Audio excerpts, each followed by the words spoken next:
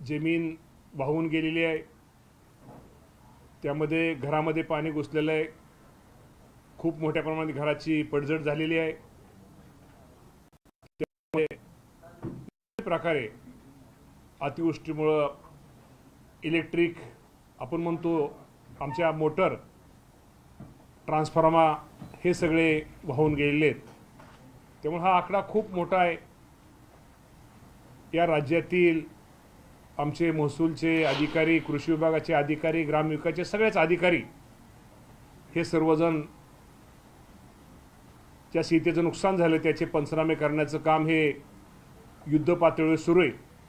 साधारणतः जे आपण 1.5 कोटी एकर क्षेत्र जर धरलं, 1.5 कोटी एकरामध्ये जर विषय आपण ही धरला तर 1.5 कोटीमध्ये अंदाजे साधारणतः 1 कोटीपेक्षा जास्त क्षेत्र, 1 कोटी लाख एकर हे क्षेत्र हे सप्टेंबर महिन्यामध्ये याचं नुकसान हे झालेलं आहे।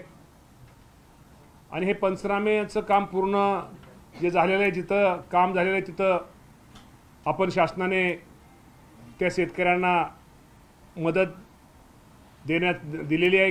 काही ठिकाणी अपुरे साधारणतः 2250 कोटी रुपयाची मदत आजपर्यंत आपण दिलेली आहे। आणि साधारणतः सप्टेंबर महिन्यामध्ये नुकसान हे जास्त आहे, ते नुकसान भरपाई पिकाचे ते पण पंचनाम्याचं काम हे युद्ध पातळीवर सुरू आहे। पंचनामे झाल्यानंतर 8 दिवसाच्या 10 दिवसाच्या आत किंवा दिवाळीच्या पूर्वी या अतिवृष्टीमुळे माझ्या शेतकऱ्यांचं नुकसान झालं त्या सर्वांना मदत निश्चित